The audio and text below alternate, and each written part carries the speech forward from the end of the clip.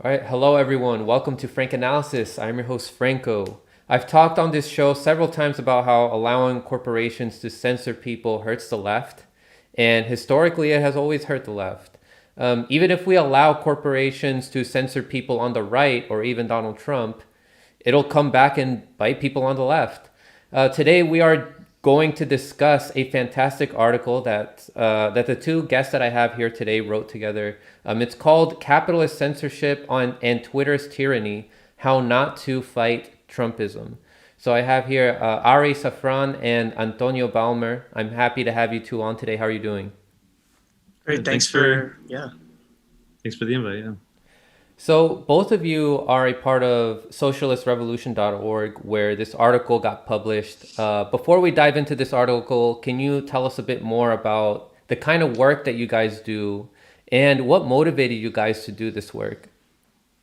Sure. Yeah. So we're part of the International Marxist Tendency. So the IMT, which has a presence in over 40 countries, and we're growing fast in the U.S. as well. We have comrades in around 60 cities currently, and our aim, as the name of our publication, Socialist Revolution, indicates, is the overthrow of capitalism. We actually think that, given the crisis that this system is going through, and given the radicalization that we see, we actually have realistic prospects for a revolution in our lifetime. Not only that, but in this period that we're living in, we see that kind of development already being prepared. And so what we're trying to do is bring a socialist program into the labor movement, into the class struggle. We have comrades that are intervening, participating on mass demos, on pickets, all the time, and especially with the growing kind of strike activity that we've been seeing. And we have comrades out there discussing how to bring the class struggle forward, and how we can develop the socialist movement towards achieving its aims. I think that we're going to see a shift in the coming years from the current sort of vague, eclectic socialist movements toward a more revolutionary, hardened movement that's committed to transforming society. I think that people are going to draw those conclusions on the basis of experience. And so what we want to do is become a point of reference for that layer that's moving in that direction. And that's why we put forward this idea of socialism in our lifetime. And I got involved under the impact of the 2008 crisis. For me, what that meant for my family and everything, was really an eye-opening experience. And I think for a lot of our generation, we've been kind of shaped to understand capitalism based on that experience. And so, that's kind of how I got involved with this whole movement. It was pretty similar for me in a way. I mean, because of experiences in the crisis and even before a little bit, I was always drawn to the left. I was still in middle school when Occupy Wall Street happened, but I went to Zuccotti Park. I was really inspired by looking at the events of the Arab Spring, and that it was several years later when I met an IMT member and decided that this is a program this has the answers that I was looking for of how to make this really happen. Sounds good. So in the article, you guys bring up how an argument a lot of liberals, so people who tend to vote blue no matter who are faithful Democratic voters, they blame social media and their algorithms for radicalizing people. And they think that the solution to having radicals on the left and the right is to censor them. What is the actual problem for this intense polarization that we're seeing in this country? Yeah, that explanation is a really common one with a lot of liberals, but I think it's a really shallow explanation, because even the most basic look at history, you can see that there were revolutions, there were social crises, people had all kinds of opinions and debates long before there ever was social media. Mm-hmm. So obviously that can't be just it by itself. But it's also insulting in a way, because it implies that people are just blank slates that'll just absorb and become programmed by anything that they read. And that's not really the case at all. People respond to information that reflects something about their lives and that the world they're living in. And the thing is that it makes sense why people are angry. It makes sense why people think that there's a problem and that there needs to be new, maybe more extreme solutions. because for decades living standards have been falling. There's been attacks on wages and working conditions in the labor movement. There's the two economic crises, and people are obviously going to want to fight back and not just take that. And there's no representation, there's no voice for people who want to find that inside of the mainstream political system or in that liberal center. Yeah, I would also agree and say that it's not just the polarization. Like, people are coming apart just because, it's certainly not because of the algorithm of the posts that they're reading or anything. I think it really is the thing that the liberals can't understand when they're trying to to characterize why society is so polarized, is that anger that is really the thing that has been building up for decades. And there are polls that show that people are angrier now than they've ever been, like in generations. And what's the reason for that? It's for us, this is like, ultimately, this is a response to the impasse of a system. Whether or not people see it clearly as a problem of capitalism, they're responding to a system that doesn't create a bright future for them and is in fact producing only a ongoing decline. And so people respond to that and say, well, clearly the status quo doesn't work. Clearly traditional politics is no good. And there's a reason why, people are searching for solutions that go outside of that traditional center ground. And there's a reason why, you have this kind of collapse in the legitimacy of all the old institutions, politics, the media. It's ultimately this impasse in the system. But, like Ari said, it's finding an expression through Trumpism, because that's the one place where you're finding a figure stepping forward, trying to tap into that anti-establishment mood, anti-elite kind of posturing. Sanders tapped into that to a certain extent in 2016, a little bit in 2020 again. But then what? He capitulated and totally betrayed it, and is now cozying up to the Democratic Party again. So there really, that outlet for the left polarization, I still think it is a process that's going in the left towards the left and towards the right. But it's only finding an organized expression in the political arena through Trumpism. And on the left is finding basically a vacuum. Something that your article was alluding to is that censorship of the right is counterproductive, that it causes the right to feel angrier with the system and thus radicalizes them even more. And they could be like, oh, look, they're censoring me because I'm finding some truth. So there's truth to what I'm saying, and the government doesn't want you guys to know. These corporations don't want you guys to know. Can you guys elaborate more on that? Am I on the right track here with what I was saying? Yeah. I mean, the thrust of the article is that censorship is an example of how not to fight Trumpism for two reasons. One, it doesn't work. It's ineffective in achieving the goal that it sets itself, which is to curb Trumpism, to stop people from going in that direction. It doesn't stop people because it doesn't actually stop the conversation. It just moves the conversation off social media, off the mainstream platforms, into places where it's all the Trump supporters that have now gotten kicked off Twitter and Facebook. And it's ironic that, the liberals attack social media for being this echo chamber that leads people to draw extreme conclusions. And yet their solution is to kick everybody off the mainstream platforms where they could have been interacting with everybody else. And now they're all going to be in one place together. I mean, the fact that you have tens of millions of people who support Trump isn't going to stop being the case just by, kicking them all off social media. So it's ineffective.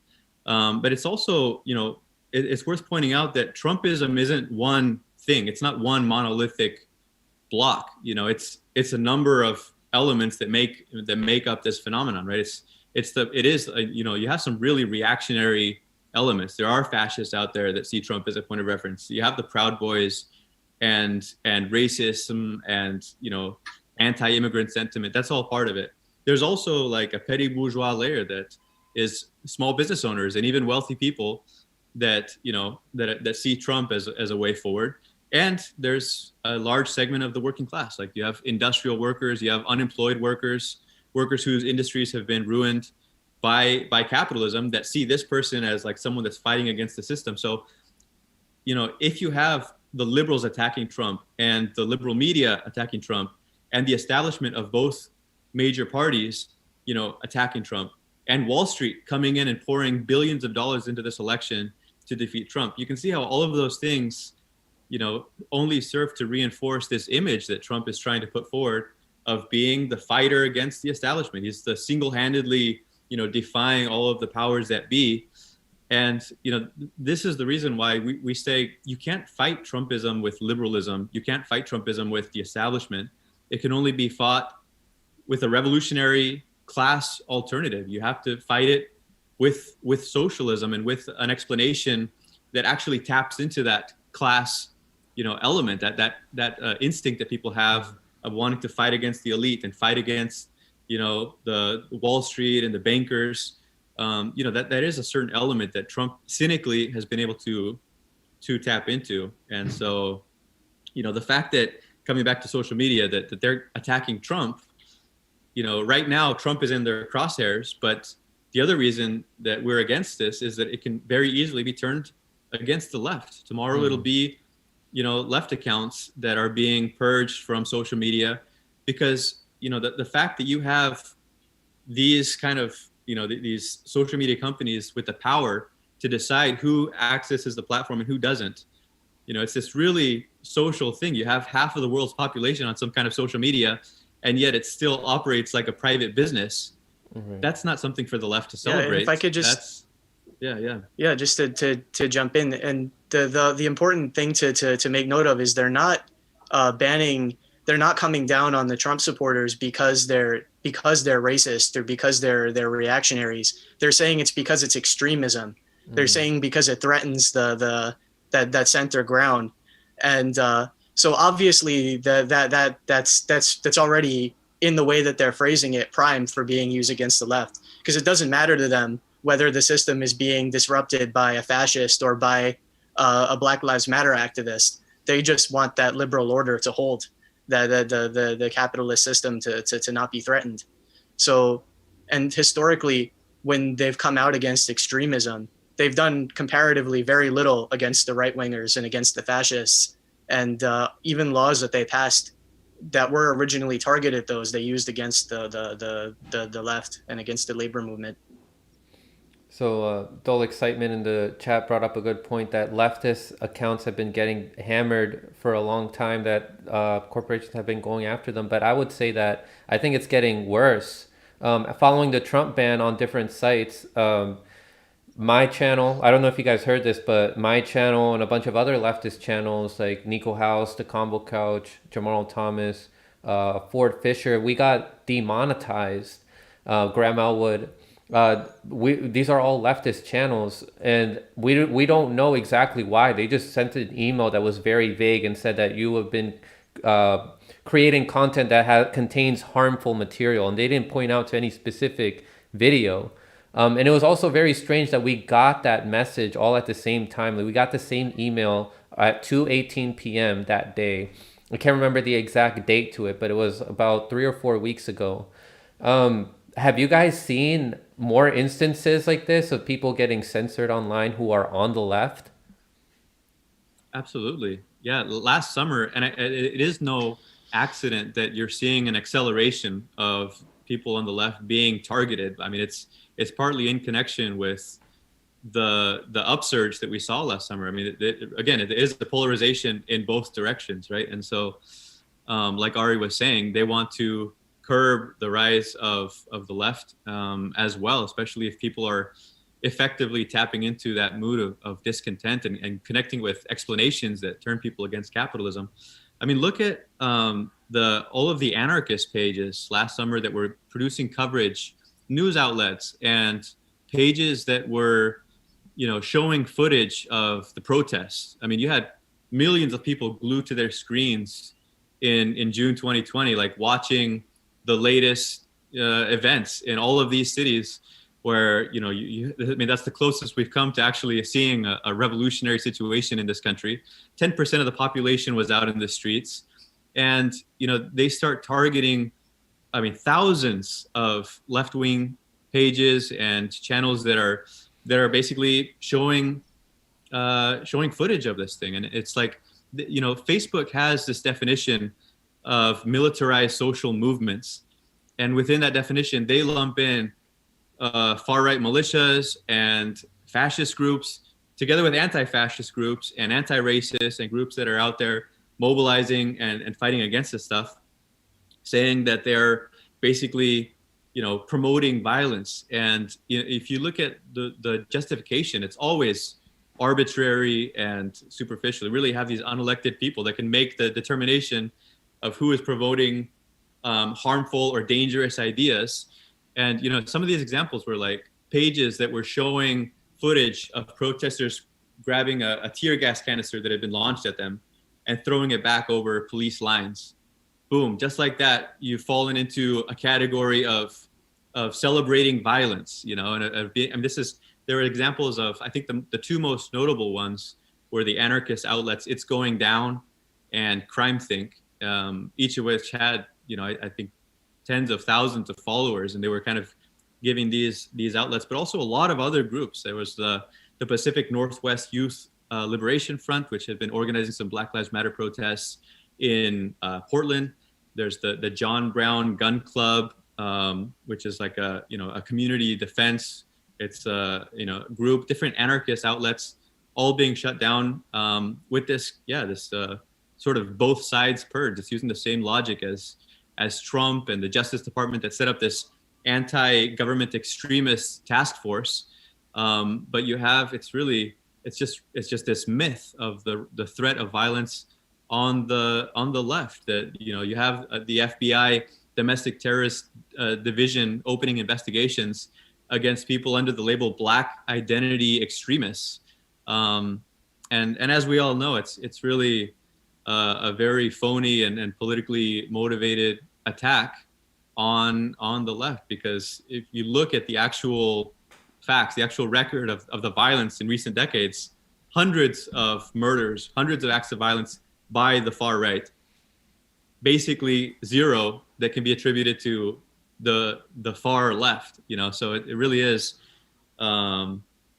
just it's an example of state terror and an attempt to come in and intimidate activists. And I think it's also, we saw examples of how this terrorism label can be used against the left. It's one thing, it's another element. Socialists shouldn't be celebrating the use of this terrorism label to go after the right without understanding how easily it can be turned. In Oklahoma last summer, there were 5 protesters, young protesters, that had participated in actions just like actions were taking place across the whole country, right? There were sometimes vandalism of, like in this case, a bail bond company, and they set fire to a police van. Well, that happened in dozens of cities. But in Oklahoma, they brought terrorism charges against these young protesters. And it is really absurd in the context of everything that was happening that summer. I mean, a majority of Americans supported the burning of the police precinct in Minneapolis. And so it is quite ridiculous and absurd for them to come down with these terrorism charges. But yeah, I mean, it's a threat that's being used against the right, but as we can see, it can very easily be shifted against the left as well. Mm-hmm. Yeah, Ari, do you want to add anything else onto that?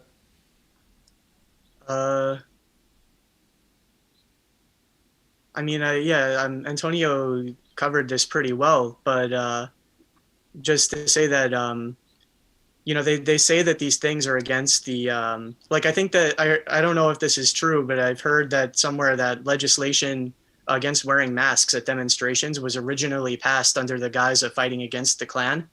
But that, for the most part, that's not who's getting punished for wearing masks at protests. It's for the most part, leftists, people fighting for racial justice, and that sort of thing. But that happens again and again. You would think that, like he was saying, they try to make it seem like it's both sides, but that actually is a way of targeting the left. So I was thinking just now about how I've learned this from, I can't remember which channel it was, but it was giving a history lesson of how in the 50s, 60s, and 70s, the censorship against communism was very harsh. Like, and for certain jobs, they would make you sign contracts. And correct me if I'm wrong on this, because I'm just saying this based off of memory. But there were jobs that would make you sign contracts based on like you had to make an agreement on you not having any communist beliefs, or else you couldn't get the job. And Hollywood would also do that.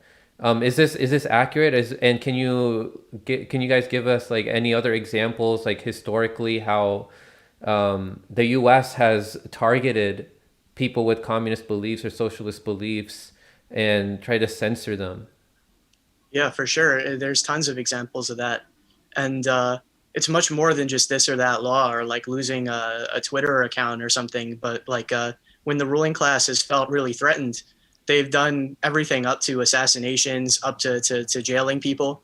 And one of the really famous examples in history is Eugene Debs, who was a presidential candidate under the Socialist Party platform, the most successful socialist in U.S. history, getting up to that point. And he was actually thrown in jail for agitating against the war. Like during World War I, they started to say that it was illegal to subvert the war effort or to talk against the war or insult the military or other categories like that. But a lot of viewers of this channel are probably know about COINTELPRO and the stuff that the actions that the government took in the 60s against the Black Power movement and still against the Communist Party too at that time, where there were assassinations like Fred Hampton, but also there were all kinds of attempts to infiltrate and psychologically manipulate people and to destroy the movement. This is why we can't rely on things like the law, because even even if it says that they protect free speech, and if they don't pass these things, the courts, the police, the military, these are tools to maintain the domination of the capitalists over society, the millionaires and billionaires, the people who own the major corporations.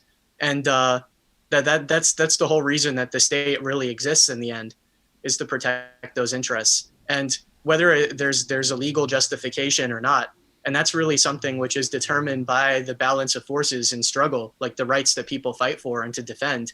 But even without that, when they feel really threatened, they're going to do whatever they want to fight against that. And it's the same thing. How can you say that there's freedom of speech when most speech, the way that you disseminate information, is controlled by a bunch of millionaires? And like YouTube, who has policies about like what kind of things can be said, and like you were saying, demonetizing your channel and all these others. But it goes back, for newspapers, TV, radio, and the internet looks more democratic because on an individual scale, you could post whatever you want for the most part. But you can see that in times of crisis or when there's a movement growing, that you can't maintain that either. And you don't have First Amendment rights when it's privately owned, because they've upheld time and time again that the rights of property is more important. Twitter, Google, they could all decide what they want on there or what they don't. It's really the whole history of the socialist movement in the U.S. and the labor movement and all of the struggles has been a history of this ongoing repression, and it's really the question of freedom of speech. In practice, it's been something that the class struggle has always had to fight for, and it's always been used by the ruling class against workers. Like Ari was saying, particularly when it poses a real threat. I mean, it's no accident that these examples, like the repression against the socialists in World War I, the same thing happened in the other World War as well. It's no accident that those coincided with revolutionary waves that were taking place. I mean, the Russian Revolution was in 1917. World War I was ultimately ended by the outbreak of the German Revolution. You had this kind of wave, this threat of revolution, and the ruling class really felt that. They really realized that effective agitation at that moment could have set off a mass movement of the working class.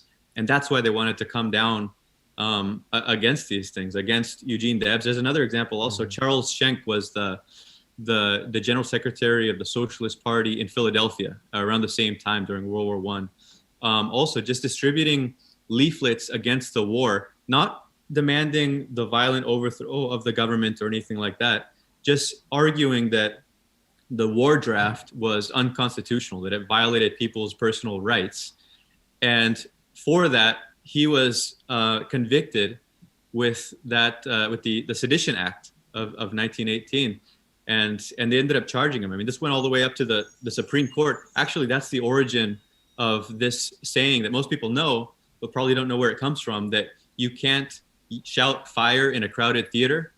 That comes from the court deliberations talking about this socialist who, he wasn't shouting fire. He was arguing that people shouldn't have to go fight in this war that was serving the capitalists. I mean, you can see how from the ruling class perspective, putting forward this basic propaganda because of the threat that it represented, it was like, you were risking that they were going to light this whole revolutionary flame across the country. So that's why they came down so hard. But it really, the history of the U.S., not to speak of the rest of the world. I mean, it's going up to the present day and around the world. In Spain, there's protests in every major city in recent weeks over Pablo Hasél, a Catalan rapper whose lyrics, insulted the monarchy.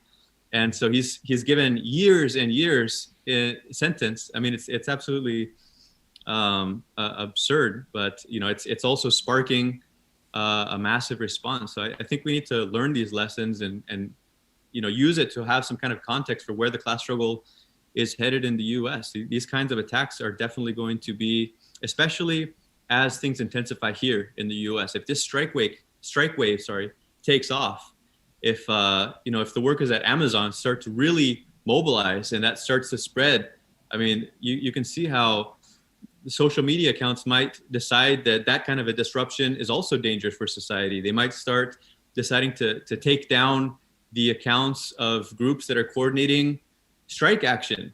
I mean, it's their prerogative. It's private property, so they can choose who gets to use the platform and for what purposes. It's really, there is no accountability. It's the Constitution protects them, not the users of the social media accounts. So yeah, there's a long history of this. Yeah, and now the excuse that the mainstream media and politicians have been using is they've been fear-mongering people to try to manufacture their consent by using Trump and his supporters. But now he's not president anymore, but they're trying to make it seem like he's not completely out of the picture. Like he could still run. He also, in one of his speeches recently to his crowd of supporters, he was saying that he doesn't rule out running in 2024. So where do you see this going? Do you think that politicians and the mainstream media are going to keep using Trumpism as an excuse to go after quote unquote domestic terrorism online? And how do you think this will affect independent left outlets? Yeah, I absolutely think that this is going to continue, especially in the Biden administration, when he ran on this idea of bipartisanship and healing and the center ground and reason coming back into power. But at the same time, none of these problems are going away. We're still in a pandemic. We're still in an economic crisis that's very unlikely to go away anytime soon. And so people are still going to be upset and are going to try to fight for something better, or in a less productive direction, like on the right. But especially like Antonio was saying, the threat of the labor movement coming back, and that's something that we see with like the Amazon workers who are organizing. They might decide that that's a threat to the system, and that's extremism. That's subverting like the system, or say another Black Lives Matter movement happens. Biden was definitely not kind to the protesters, saying that he wanted to prosecute all the anarchists and things like that. But ultimately, he's not going to be able to stop people looking to fight against the system. That's something that he's not capable of doing. He can't even give people those $2,000 checks, let alone make a decent life for the generations coming up. So people are still going to be looking to these things, and censorship is not going to be able to stop it. I mean, like Antonio was saying, the movement to like this mass thing of like Trumpism on the right, in a way, I think that's superficial and temporary. Like the actual like hardened fascists are not very many of them compared to the whole population of the U.S. And a lot of the people who are confused, like again, like very soon they're going to start to realize that the system, the establishment that's hurting them is not like Black Lives Matter or Antifa or whatever, but that it's that they're getting screwed over by the capitalists, and people on the left who are starting to like say that the people who were supporting Sanders already understand a lot of these things, and that's not going to go away at all. And ultimately, it's a sign of weakness, not a sign of strength, that they're moving in this direction of suppressing speech and towards repression. Because for decades, like they didn't need to do any of that except in really like particular circumstances, because not everybody, not even a majority at various points, but there was a layer of the population that could feel like they had a stable existence and that their life was going to get better and their children's life was going to get better. But that doesn't exist anymore at all. But when there was that stability, they didn't need to repress anybody. But now that's completely disappeared. But in the end, it's not going to stop it, like we said. But especially not the workers' movement and the socialist movement, because the working class controls all of society. It's working class people that run these different internet sites, and it's working class people that operate like Amazon, that operate all the transportation and energy and all these industries in the country. And they're going to realize that we can do it for ourselves. We can withhold that labor, and we can refuse to make anything run unless we meet our demands. That's the most powerful force that there is, the most powerful human force. And just like censorship is incapable of curbing Trumpism, as long as you have millions of people that are thinking a certain way and are determined to act, the same thing applies for the left as well. The censorship, it's going to make it harder to organize, maybe. I mean, we can expect to be targeted by this thing. But once you actually have a mass movement take off, just look at what happened last summer, like young people on TikTok, masking their material in order to actually put out information about the latest protests and the police repression that was taking place in their cities. I mean, with ingenious kind of workarounds, people are always going to find ways to organize. And once the working class starts to move, that is a force that's going to be capable of overwhelming the state, no amount of surveillance or repression. I mean, 14,000 people were arrested last summer. Their ability to repress. So, you kind of saw what it was at its maximum. And yet that's a very small portion of the ocean of people that were out there. It was like 26 million people, from coast to coast in every major city taking place.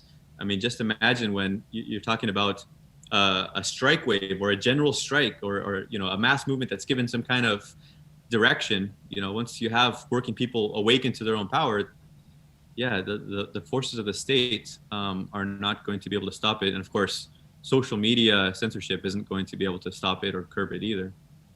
So what is a more productive method for the left to deal with Trumpism? And how does this proposed method align more with Marxist values and capitalist censorship? Well, yeah, I mean, there is a growing revolutionary mood in society that the left could be tapping into. And I think that actually some of the most far-sighted representatives of the capitalist class are more aware of this than a lot of people on the left and a lot of like the reformist left that don't really see how much potential there is for an upsurge in the class struggle. Like one example is the Financial Times toward the end of last year. I mean, you can't get more an outlet that represents the interests directly of the capitalist class, right? They exist to keep the capitalists informed of the system. But they wrote this editorial about right-wing populism that actually I thought it drew a really perceptive conclusion. Just to quote a little bit from it, I have here, they said, the groups left behind by economic change are increasingly concluding that those in charge do not care about their predicament. Talking about people, on the right as well, right? People who say the system is kind of, it's screwing us. It says, right-wing populism may thrive on this backlash while leaving capitalist markets in place. But as it cannot deliver on its promises to the economically frustrated, it is just a matter of time before the pitchforks come out for capitalism itself and the wealth of those who benefit from it. So that's the capitalists speaking. I think that's actually a good way of understanding what Trumpism represents. I mean, right now, yeah, they've skillfully tapped into this discontent, but it doesn't have staying power because it's not going to be able to materially improve conditions for the people whose discontent it's tapping into. So that's why, the question is, how do we channel that class struggle? How do we usher in, a class unity that can undermine Trumpism and organize people around the idea of having a workers' government, that can actually fight for economic power and fight to take over the commanding heights of the economy, the monopolies, the banks, run them democratically. Clearly, we can't do it through the Democratic Party. I mean, even this basic task of tapping into that discontent, you can't do that through a party that's perceived as the party of Wall Street, correctly perceived. I mean, more than ever, you have, I mean, they Wall Street poured billions. They outspent the Republicans 2-1, and of course, most of it, just straight to the Biden campaign. That's the party that really represents the capitalist class more than any other party in the world. I think that so there's no way, the task of tapping into that discontent, you can't do that from the Democratic Party. And, I think that eventually broad layers of the socialist left are going to draw this conclusion. There is a growing number of socialists who have understood that we have to break with the Democrats. It's not really clear what alternatives there are out there. And a lot of people, like in DSA, the left wing that's sort of unhappy, say, with the working with the Democrats, tend to draw the conclusion that, we just need to focus on base building and very local efforts of activism, right? And I think that the alternative is to systematically put forward this case that there's so much discontent with both parties. I mean, it's actually a recent polls show that it's at a record high. 62% of Americans don't feel represented by either major party, would rather have a massive third party alternative. And given the popularity of socialism, it's not so far-fetched to argue that we could have a mass socialist party, a mass party of the working class. If you had a point of reference like that, I think Trumpism would lose its working class base, because that, the mood of people that want to fight against the hedge funds. Look at this GameStop phenomenon. I mean, you can argue about the tactics they use of speculating on the market, but the fact that they were motivated by this class anger against these hedge funds that had ruined their life. Again, that's the 2008 generation that feels, that understands that this is what capitalism represents. They want to fight against it. I think that's the way to fight Trumpism, is having a militant movement that can put forward a class struggle program. And just imagine if Sanders and AOC, with all of their visibility, these prominent figures, if instead of cozying up to the Democratic establishment, what if they had declared war on it and declared war on Wall Street and said, we need a mass party of the working class, and actually call on the labor leaders, call on the AFL-CIO, who have 14 million workers in their ranks, who have millions of dollars that are being, squandered on the Democrats, call on them to break from that and form a mass party of the working class and put forward bold demands. I mean, if you're no longer beholden to Nancy Pelosi and to the Democratic establishment, I mean, there's people that talk about a dirty break. Like at some point they're going to break apart, but in the meantime, they have to really water down all of their demands, and they can't put anything forward.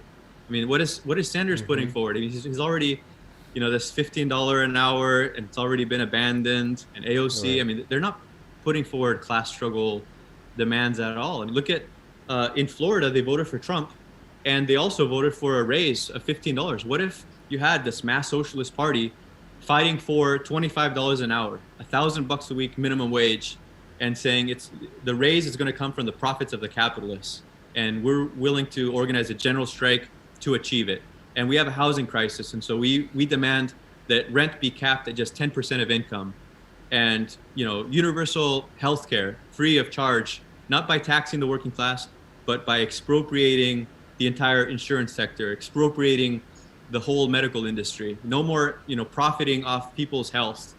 I mean, what if no one's putting forward this kind of a socialist program, but just imagine the echo that it would receive, given the discontent. I mean, it's fertile ground for something like that to really take off. But I think that it all depends on whether it has that class content that, you know, this is a class society. If you're going to fight against one class, you need to mobilize the forces of the other class, and you can't do that without bringing in the whole labor movement, without actually having mass forces. It's, for me, that's the task of the left, is to systematically put this idea forward of class independence. It's not some abstract theory thing. It's a question of whether we're going to have this class struggle or not, whether we can take the step forward and have a mass political vehicle for the working class, or whether we're going to, keep the labor movement with its hands tied behind its back, fighting for crumbs, and just, accepting this sort of continual decline in the standard of living. I think this generation is going to be willing to fight back if it's given a lead. That's what's going to make all the difference. Yeah. You mentioned AOC and Bernie Sanders, who call themselves democratic socialists. They're not feeling the urgency of working class people. I was one of the people who went to DC to try to get AOC and the rest of the squad members who are in Congress and the other Justice Democrats who ran on Medicare for all. I mean, we're in the middle of a pandemic and they don't feel the urgency. They bow down to party leadership like Nancy Pelosi. These are people who represent corporations. So where is the resistance? Where is the sense of urgency for these struggling Americans? So I will ask you guys this final question here. What is the best response for socialists, and not only just socialists but populists, to respond? What is the best strategy for them to respond to these democratic socialist politicians that are in the Democratic Party that are that feel the need to act more aggressively for censorship? Yeah, I can take that one. The problem with these Democrats who call themselves socialists and progressives is that they're not thinking in class terms. Being aggressive against the right and against the reaction, that's a good thing. But how do we do that? We can't trust the capitalist state to do it, like I was saying before. And you understand that the state and its laws, it represents the ruling class and the capitalists. It's not our friend. It's not something that we can rely on to help us. So, and about thinking in class terms in general, that's precisely the point.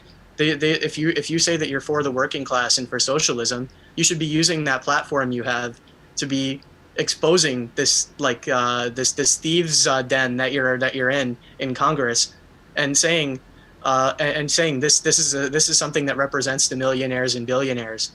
We need a $25 minimum wage. We should expropriate the major companies of the healthcare system, the energy system, and provide these things as a basic human need. Not by taxing the working class, who already paid through all their labor to make this happen anyway, but make the ruling class pay for their own crisis, for their own system that's falling apart. That's what they should be doing there. And the response should be, we want to fight against Trumpism and the right. We have to take that class struggle. We can split his base, which, just like the Democrats, and that said, is a cross-class alliance. You have pretty normal working class people who are sucked into this for all the reasons Antonio talked about. But then you also have they're being put together in a block with fascists and racists and the class enemy, big, like other capitalists who are on Trump's side. And we can split them away with a real program that can fight against the establishment. We can break them of that reactionary psychology that way. Show them, your enemy is the ruling class. It's not other workers.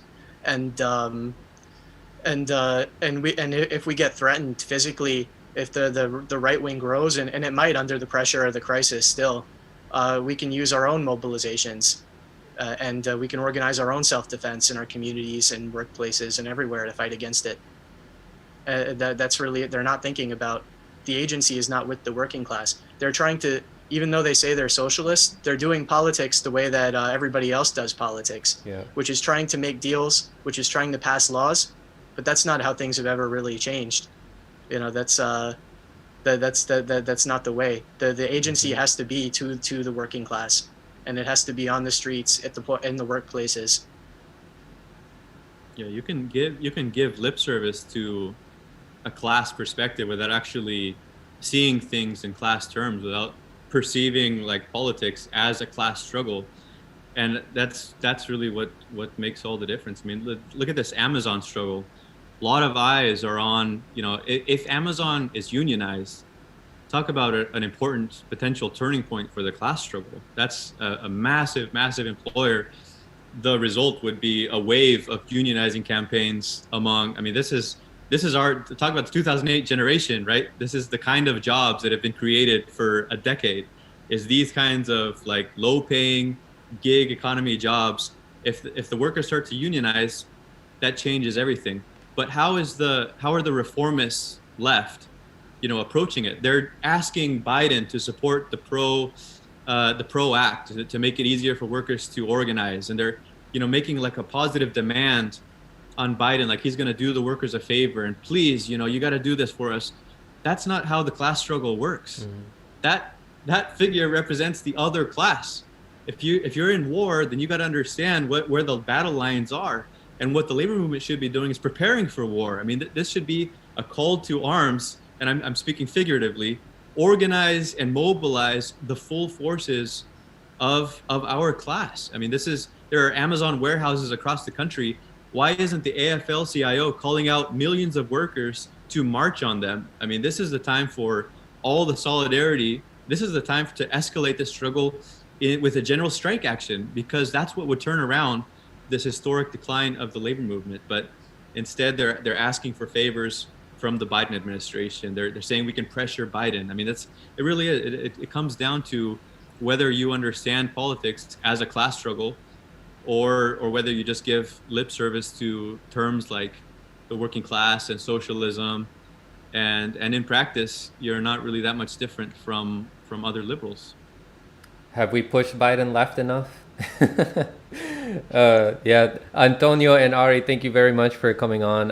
For everybody who's watching, I do want to say there is a censorship protest that is happening in Washington, D.C. It's being organized by the Combo Couch and the Action for Assange group. Is also going to take place on the same days as the Free Assange protests. So those are happening in the 17th and the 18th. I'll be releasing more details on that, but you can find more details by following the Combo Couch and Slow News Day and Action for Assange on their YouTube channels, and on Rockfin and on Twitter. But Antonio and Ari, where can people find you? Yeah, check out socialistrevolution.org. And of course, there's Socialist Revolution on Twitter, Facebook, and YouTube. For now, we're still up and running. But yeah, also you can check out Marxist.com, which is the international website of the IMT. We have coverage of what's happening in Myanmar, and basically there's daily updates from the class struggle around the world. So yeah, thanks for having us on here and letting us put these ideas forward. Mm-hmm. And Ari, where can people find you? Yeah, I would pitch those same sites as Antonio there. Okay. Do you guys have Twitters? So I personally do not. Okay. I don't either, but Socialist Revolution, you can follow us there. All right. Yeah, sounds good. Yeah, because I was trying to find you guys. I was like, no, where are they? All right. Antonio and Ari, thank you very much. Ali Alexander, thank you very much for posting those links here. I'll have the link to their article in the description when I add my finishing touches to the description. Thank you very much, everybody, for watching. And don't forget to stay informed. Take care, everybody. I love you.